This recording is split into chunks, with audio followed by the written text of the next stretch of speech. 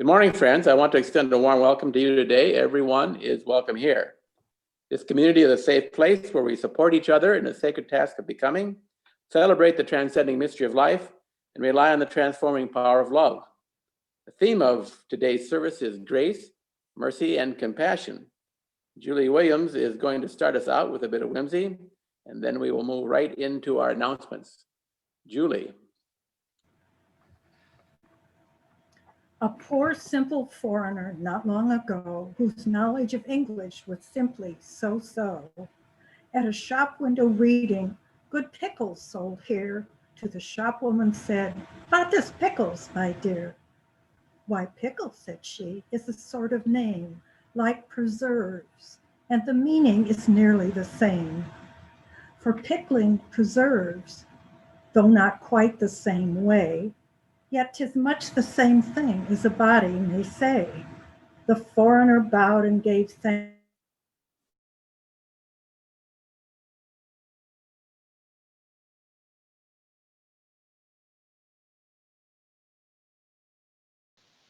Julie, you just went to mute.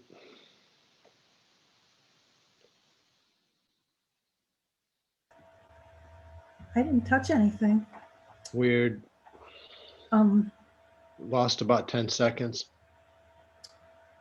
For a loud clap of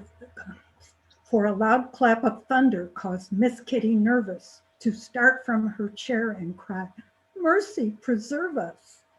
While he, keeping closely his lesson in view, cried, "Mercy, preserve us and pickle us too."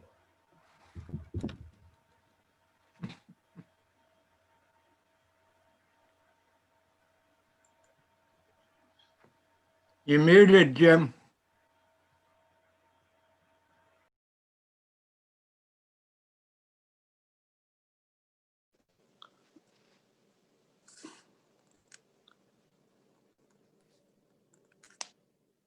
Okay, I'm back on. Thank you.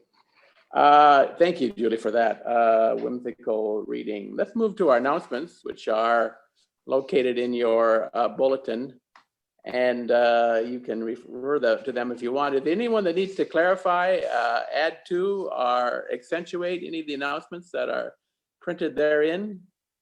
I do, Jim. Go ahead, Joanne. Thank you.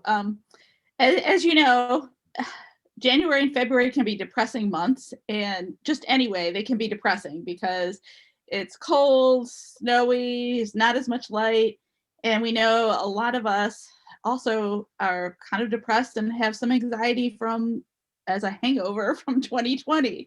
So we, as a Sunday Services Committee with Lisa Fuller as our chair, have decided to dedicate a number of services in January and February to handling some personal challenges that can be helped with our UU spirituality, things that we ourselves might have to deal with, things that loved ones might have to deal with, or even the people we want to help and serve in the community. So in order to achieve that, we're bringing in some special guest ministers, and these are ministers that are, and it is in your order of service, but I just want to accentuate it. These are ministers in demand across the United States, but we thought it was worthwhile to bring them in. And I just want to highlight this because it'd be wonderful if we could have great attendance, and you may know some friends and family members and community members that could benefit. So this coming Sunday, we're going to have Barbara Myers, and she is a UU minister who specializes in mental health and depression. She suffered from those herself. She works with the UU Mental Health Network. She's coming up next Sunday. And then January 24th, we have Alex Holt, also a UU minister, who is a recovering alcoholic, and he's going to talk to us about addiction. And again, how we can use our UU spirituality to overcome that, or at least, grow from that experience and face some personal challenges. So I just wanted to encourage everyone, if you could try to be here. I think you'll get a lot of value out of the services in January and February, but in particular those two. And we may also have some other guest ministers coming up that Reverend Jim's arranging. But please come if you can, and please invite friends and family who you think might benefit. Thanks. And thank you, Joanne, for announcing that and having a hand in creating that for us, or organizing that for us. Also coming up in February, I'd like to accentuate this one also, the Community Forum for Economic Justice and Berrien Unitarian Universalist Fellowship, which is us, are having a joint book study of the book Cast by Isabel Wilkerson. It'll be on every Thursday night and every Saturday at 11:30 during the month of February. So that promises to be a very interesting group. And actually, it also promises to be a way of getting acquainted with new people in another community, because who's teaching which group is all mixed up between the two institutions. So if you want to be part of something interesting, I invite you to take part in that. Are there other announcements that we should be made, which we should be made aware? Yes, Lisa. I want to mention that Gretchen and I were able to add closed captioning to our Sunday service Zoom meeting. And so if you don't already see captioning at the bottom of your screen, but would like to, you should have a CC button at the bottom of your screen. Sometimes they get hidden, so just look for those three dots and the word more, and experiment with that.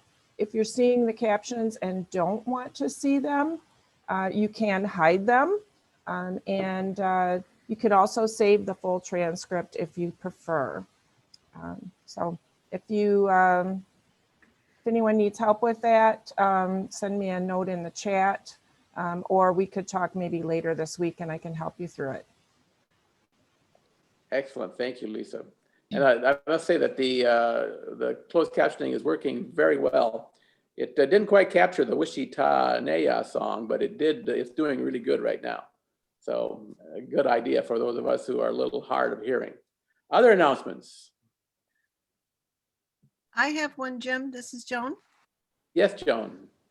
I attended a Zoom Games Day with some friends in Minnesota on New Year's Day, which we used to do in person. It was so much fun playing Pictionary and other little simple games. I would like to ask if anybody in the fellowship wants to practice with me to make sure I know how to make sure it all works and everything before we offer it to everybody. But I thought we could have a games night or games afternoon, breakout rooms with different games, which just might be fun during these dark months that Joanne was talking about. And it's simple, it's really simple, but I want to make sure I know how to do it before I offer it out there. So if you want to help me do a practice session, just maybe throw your name in the chat and we'll pick a date and make sure we know how it all works before we do it with everybody. So that's all. Thank you. Thank you, Joan. Others? Yeah, hi. I just want to mention that Jim mentioned our February book read, but the one in January is this book, The Other Side of the River by Alex Kotlowitz. And it's about Benton Harbor and St. Joe and very bad murder that happened, or death that happened. Anyway, we'll be discussing it January 14th at 7 o'clock. But I wanted to highlight the fact that Neighbors Organizing Against Racism is also reading this book this month. And their meeting is January 9th, and it's at 4 o'clock. And if you want the invite to that, I can send that along to you. So that way we can discuss it as a greater community. Thank you. Excellent idea, Catherine. Maybe if you could include that in the announce, Joanne, that would be wonderful about the other meeting. Roger. Grace and mercy, the purest of human experiences. Grace, a simple theological concept, unearned reward, undeserved insight or blessing. Mercy, a complex ethical calculation. You know what measure of retribution is just, and you willingly forego it. You know under what circumstances forgiveness may be withheld, and still you grant it in full and free compassion. We will explore this morning grace and mercy through poetry and prose, through music and merriment. We will invoke grace and mercy today by the light of a chalice symbolizing our community and its searching. I ask you to imagine that this candle once sat on the desk of Walt Whitman, poet and sage, essayist and journalist, humanitarian and transcendentalist, one of the kindest souls that ever walked the earth. If you would experience grace and do mercy, hearken to these words of advice from his 1855 volume, Leaves of Grass. This is what you shall do. Love the earth and the sun and the animals. Despise riches. Give alms to everyone who asks. Stand up for the stupid and the crazy. Donate your income and your labor to others. Hate tyranny. Argue not concerning God. Have patience and indulgence towards the people. Take off your hat to nothing known or unknown or to any man or number of men. Go freely with powerfully uneducated persons and with the young and with mothers of families. Read these pages in the open air every season, every year of your life. Re-examine all you have been told at school or church or in any book. Dismiss whatever insults your own soul, and your very flesh shall be a great poem. May we be graced by these words and by all we experience today. May this light lead us in the ways of mercy. Amen. Thank you, Roger. And now let's read our affirmation together when it appears on the screen. Love is the spirit of this church, and service is its law. This is our great covenant to dwell together in peace, to seek the truth in love, and to help one another.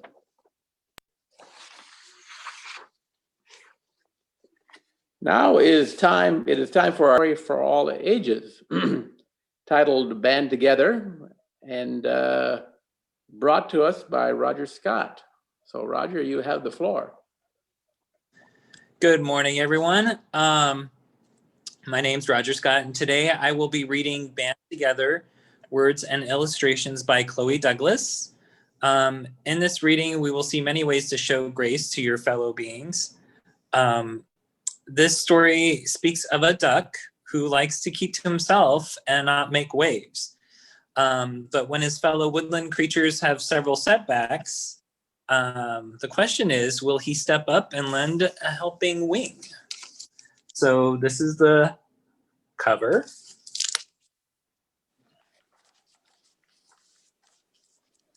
And I'll try to show the pictures the best I can.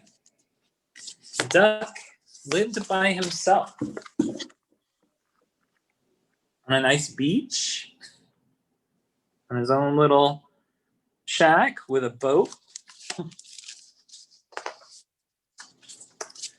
Most days, Duck fished, ate lunch, combed the beach, and made tea by himself.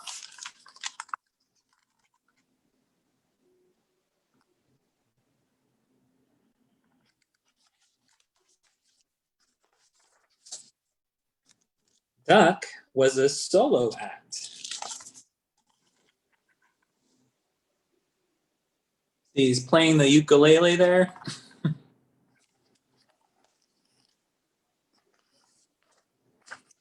Duck was so used to being by himself, he found making friends a little bit overwhelming.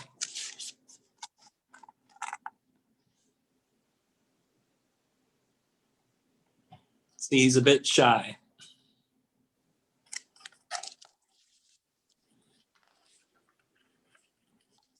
Heading home one afternoon, Duck heard a call. "Hi, can you lend a wing?" Duck wanted to shy away, but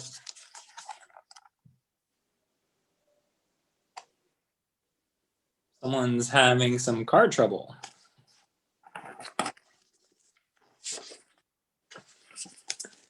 Duck couldn't think of a reason quickly enough to say no, and before he knew what he was doing, Duck was joining in celebrating the van being fixed. "Thanks so much," said Fox. "We're playing a concert tomorrow," said Bear. "It'd be great to see you again," said Seagull.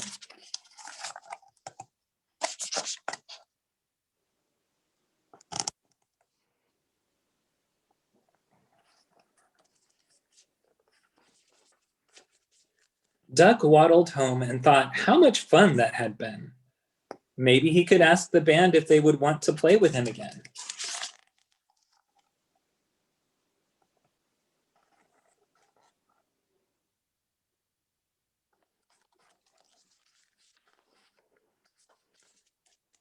But before long, the same old doubt came creeping in. Why would Bear, Fox, and Seagull want to be friends with a duck like him?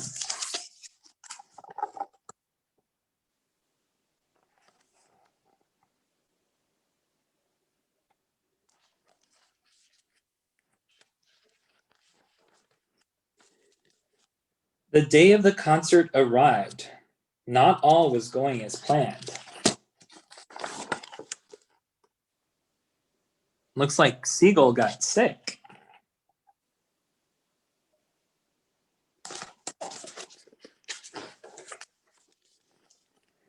"Could you stand in for Seagull this evening? We can't go on without another player." Duck knew deep down he should take a chance, but he shook his head sadly. "I hope you change your mind," Bear sighed.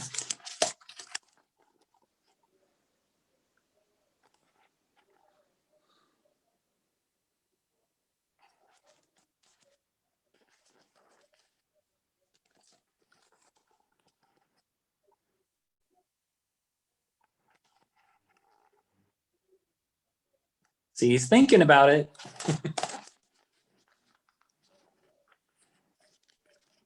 Bear and Fox were about to cancel the show when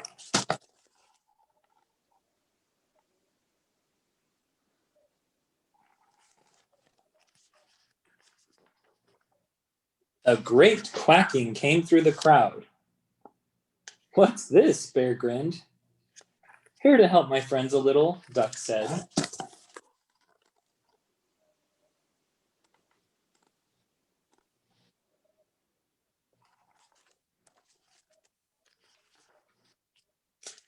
They played long into the night.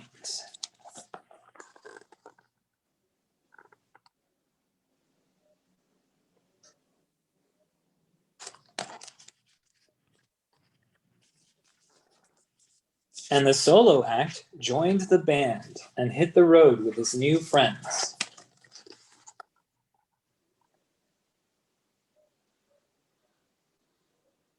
Looks like he joined the bandwagon.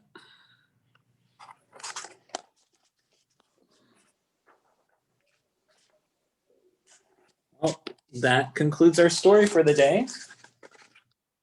I hope you all enjoyed it. Thank you, Roger. I'm pretty sure we all did enjoy it. Roger, are you a musician by any chance? Yeah, I'm a certified music therapist, actually. Ah, excellent. Well, I appreciate that. I want to talk to you more about that. I want to understand that.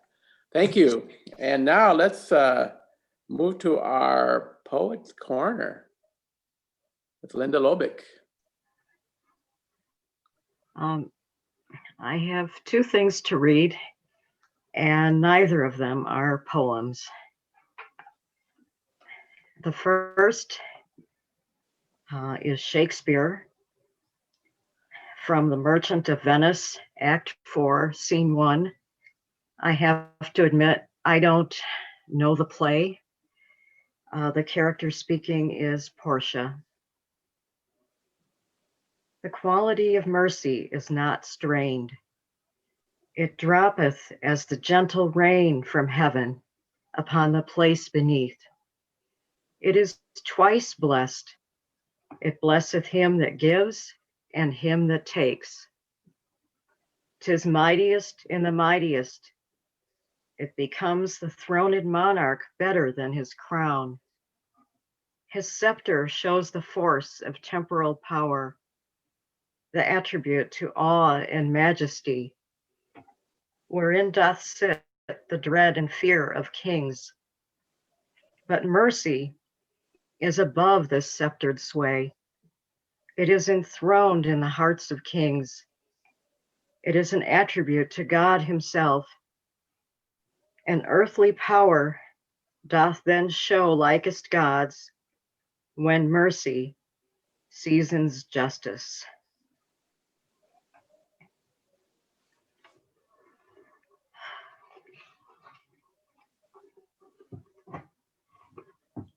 Okay, the second thing is from The Fellowship of the Ring by J.R. Tolkien. And I have to give this a little bit of background. I'm going to read just a short part. In a previous book, The Hobbit, a hobbit that is a small, very small person found a ring that rendered him invisible. His name was Bilbo Baggins, and because of that, he was able to escape from a creature named Gollum. Bilbo gave the ring to his younger cousin, Frodo. And here, Gandalf the wizard is speaking to Frodo about the ring and what has happened with Gollum, who has gone out searching for the ring. And the enemy here mentioned is spelled with a capital E. Yes, alas, through Gollum, the enemy has learned that the One has been found again. He knows where Gollum found his ring. He knows that it is a great ring, for it gave long life. He knows that it is the One Ring, and he has at last heard, I think, of hobbits and the Shire.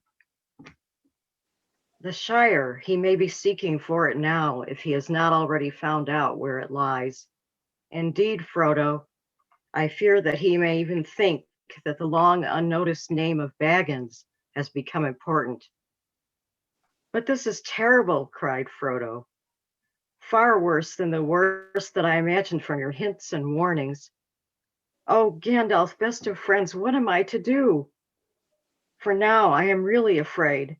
What am I to do? What a pity that Bilbo did not stab that vile creature when he had a chance. Pity? It was pity that stayed his hand. Pity and mercy, not to strike without need. And Bilbo has been well rewarded, Frodo. Be sure that he took so little hurt from the evil and escaped in the end, because he began his ownership of the ring so, with pity and mercy.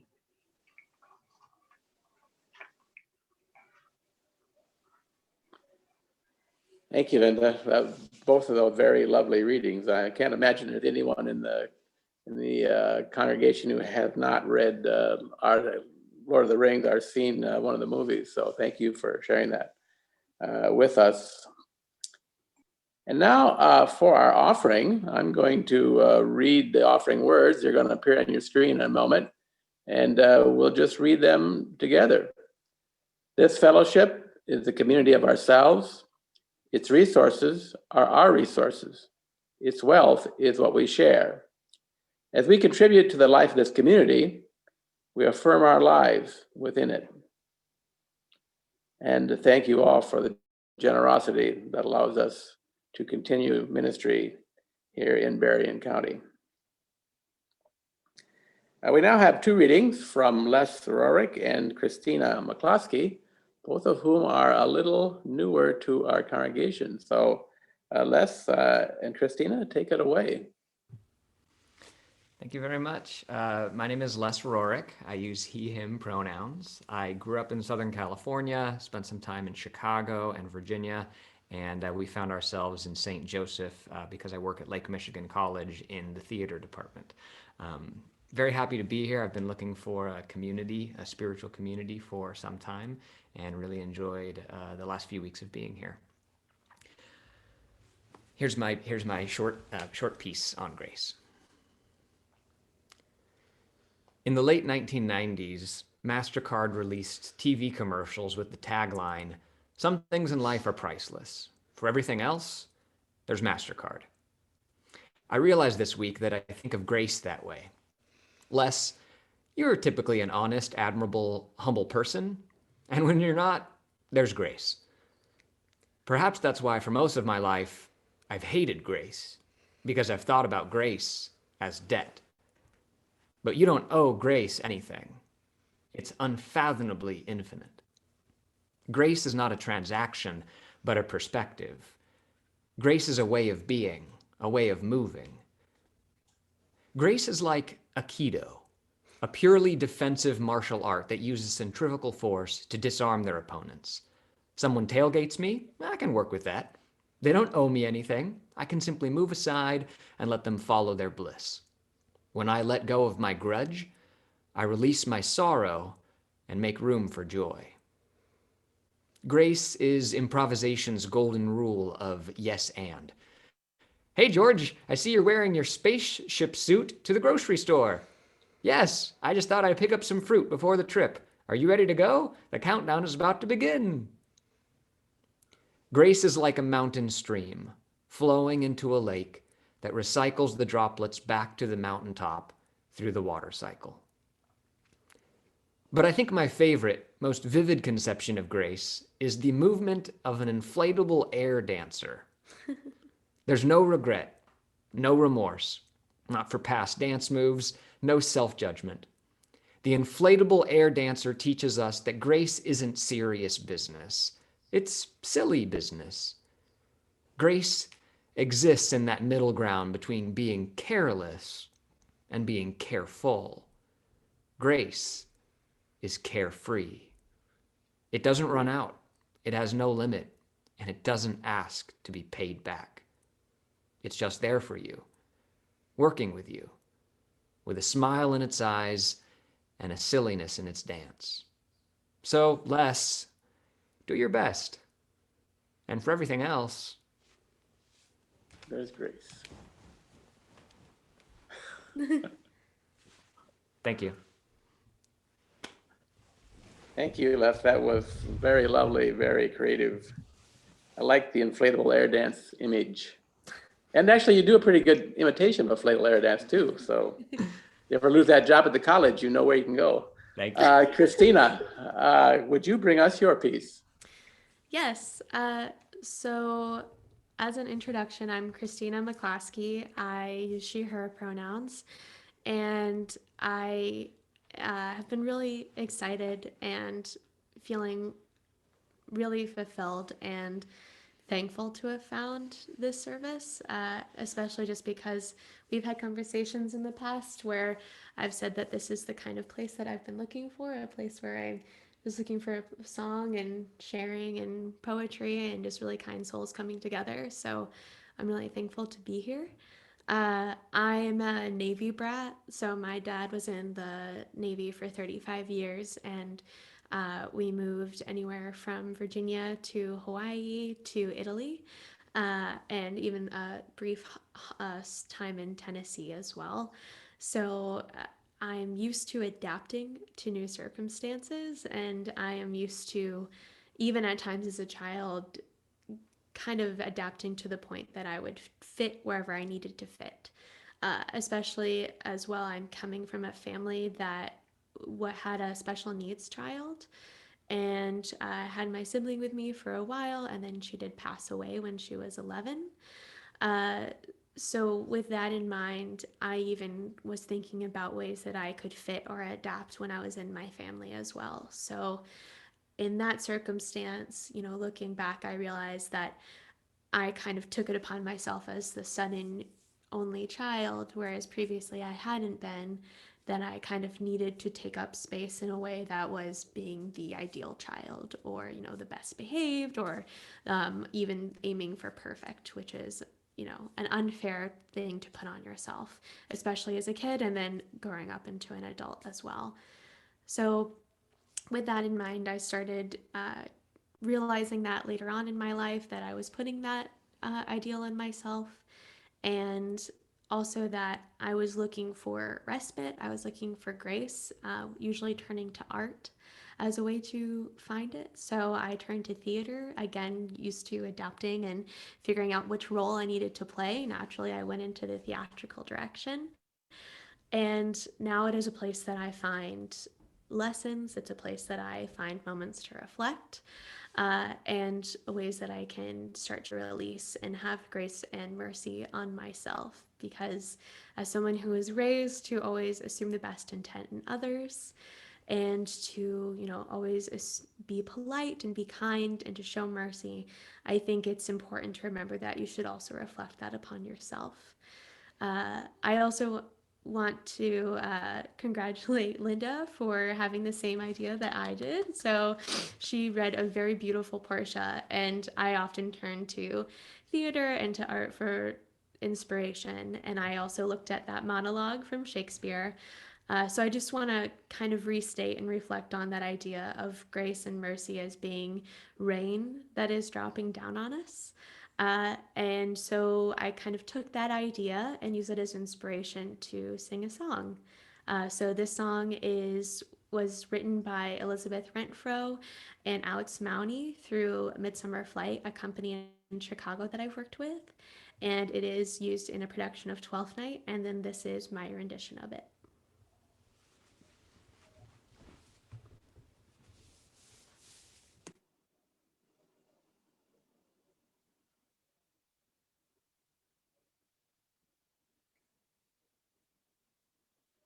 Martin, do you have that? Yes, sorry, one moment.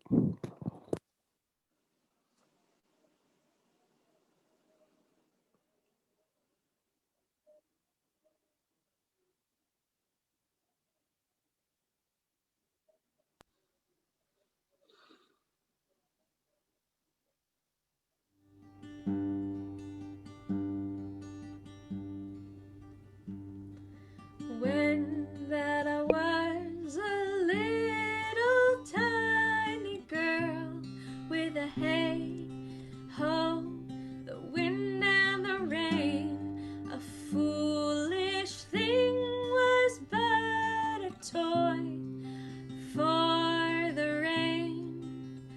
It raineth every day, every day.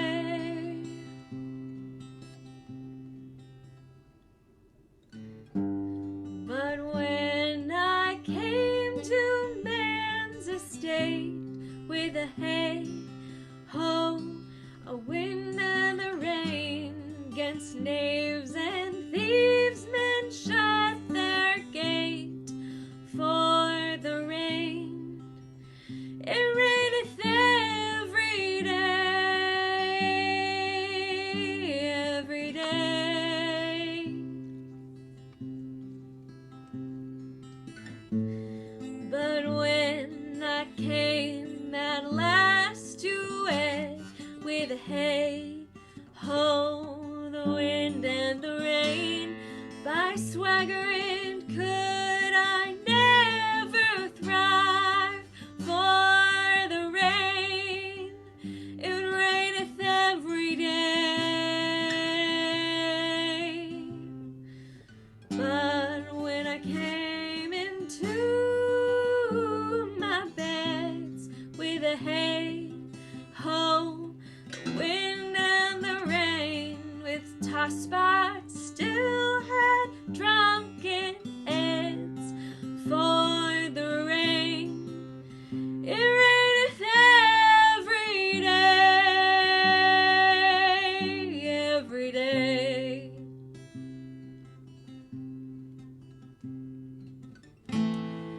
A great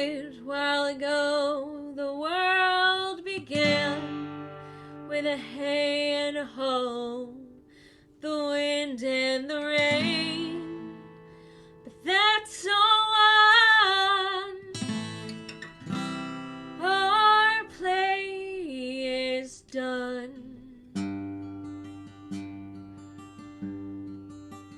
and we'll strive to please you every day,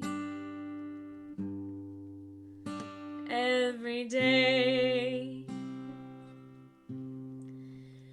every day.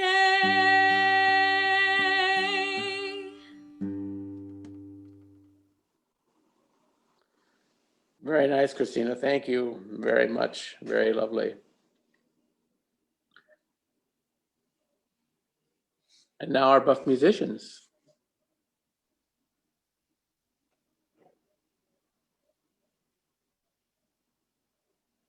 May I be filled with loving kindness. May I be well. May I be filled with loving kindness. May I be well. May I be peaceful and at ease. May I be whole. May you be filled with loving kindness. May you be well. May you be filled with loving kindness.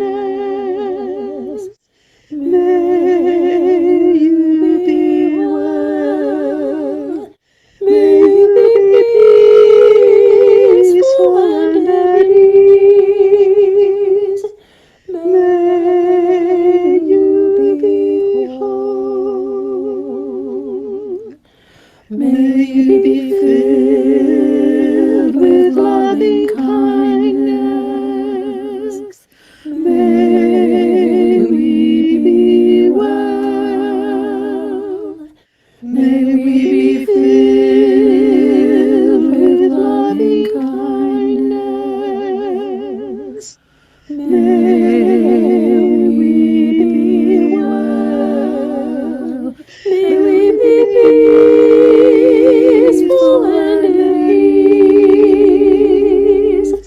May we be whole.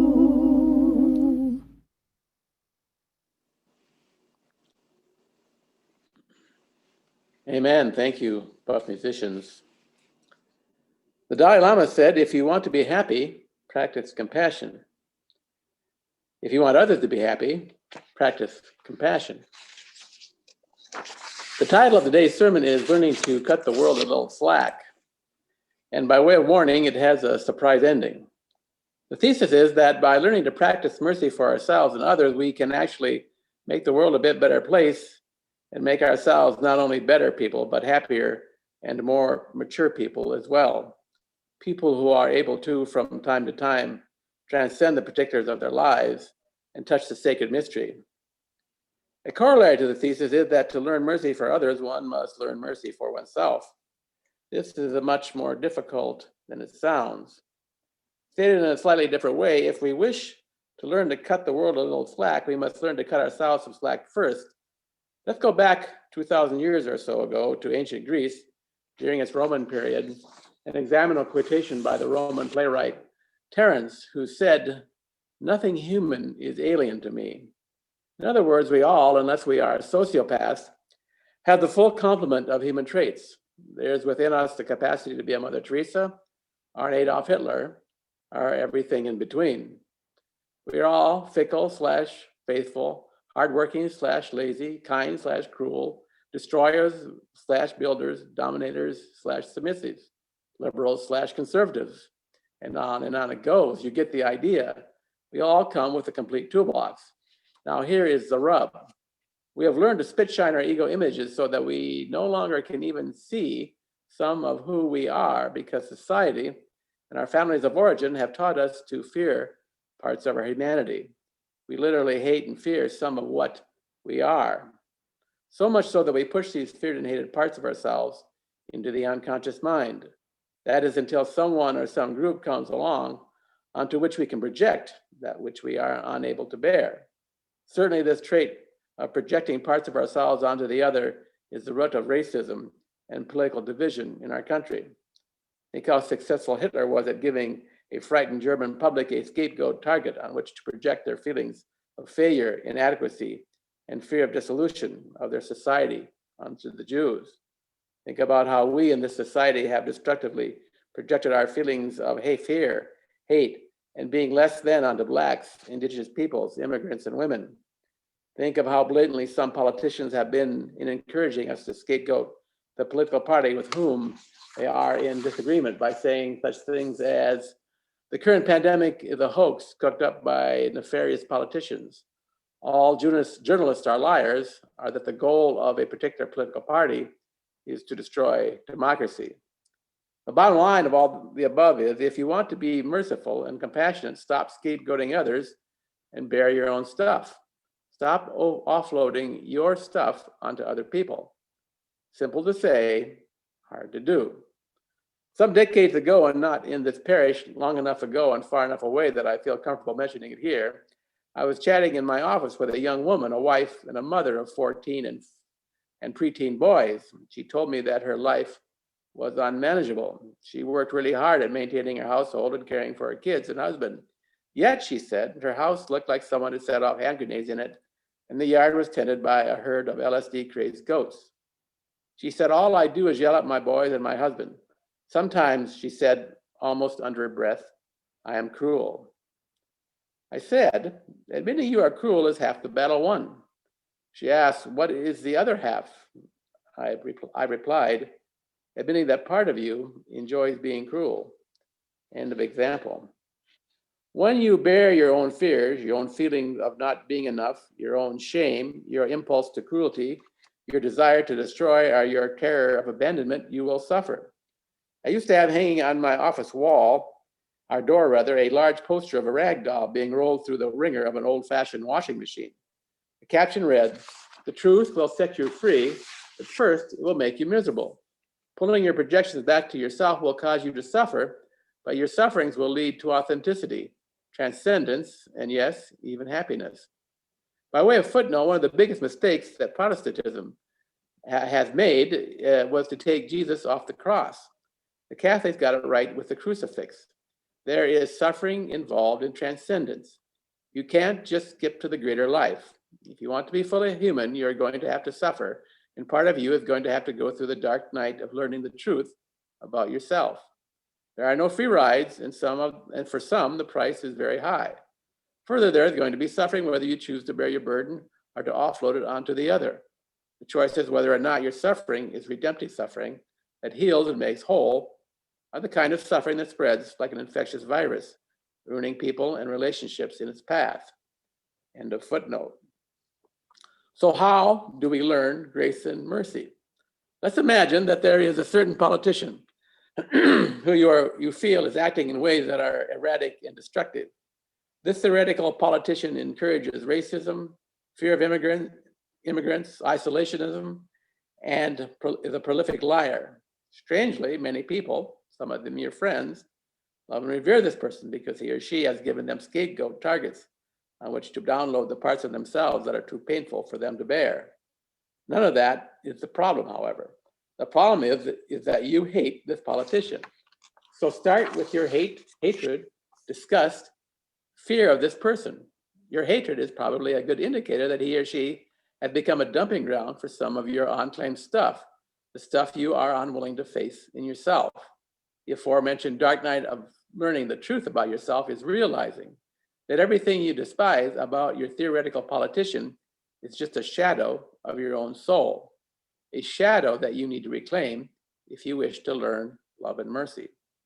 It works like this.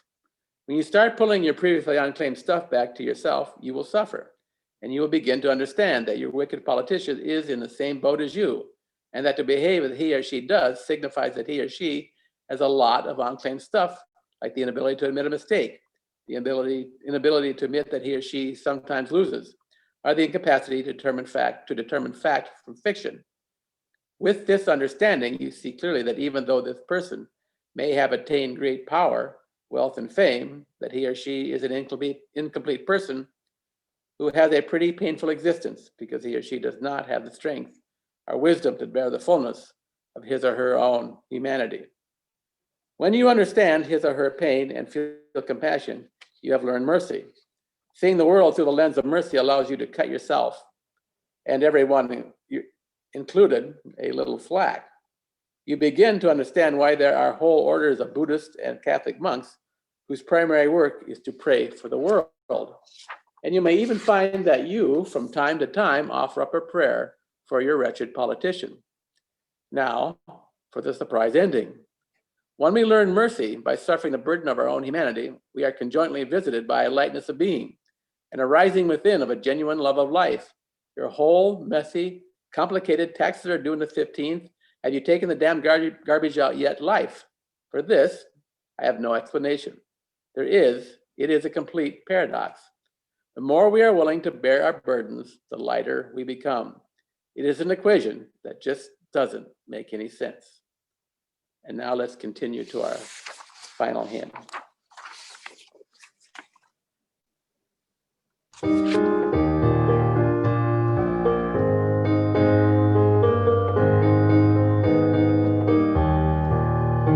When our heart is in a holy place, when our heart is in a holy place, we are blessed with love and amazing grace. When our heart is in a holy place, when we trust the wisdom in each of us, every color, every creed and kind, and we see our faces in each other's eyes, then our heart is in a holy place. When our heart is in a holy place, when our heart is in a holy place, we are blessed with love and amazing grace. When our heart is in a holy place, when we tell our story from deep inside, and we listen with a loving mind, and we hear our voices in each other's words, then our heart is in a holy place.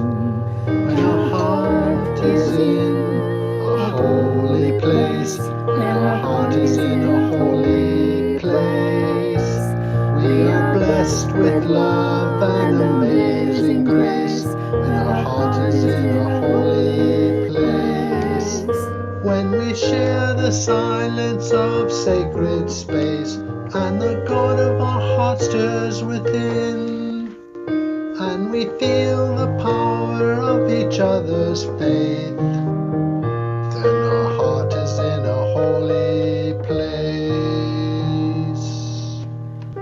When our heart is in a holy place, when our heart is in a holy place, we are blessed with love and amazing grace. When our heart is in a holy place, when our heart is in a holy place.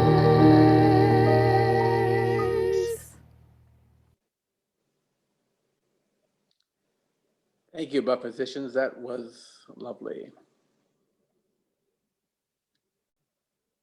Roger.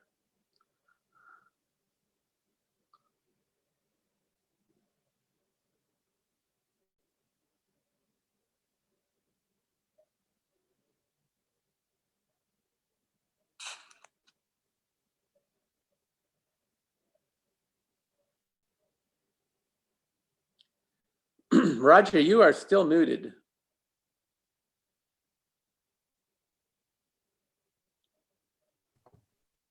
All right, one more time. May all we have heard and seen and sung today help us to hold in our hearts the spirit of this life. And when your own candle flickers, Be brave, welcome grace, and grant mercy. And when our common chalice dims, be luminous, welcome grace, and grant mercy. And when our common flame goes out,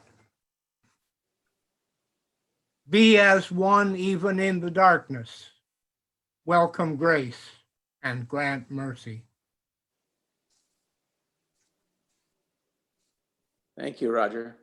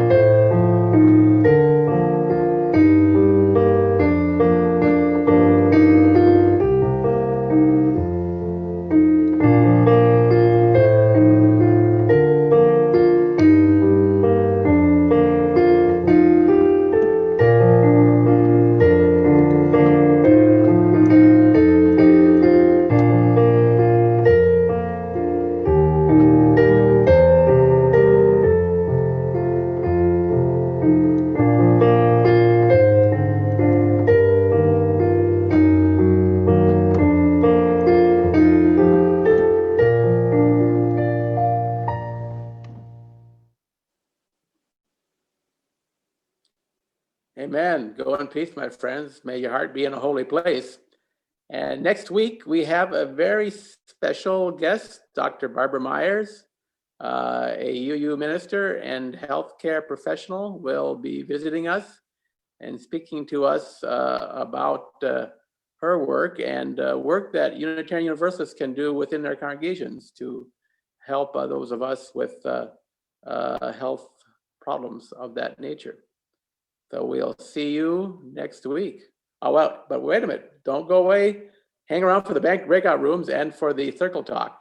That's really some of the best parts of the service is getting to chat a little later. So Martin, if you would take us to our breakout rooms.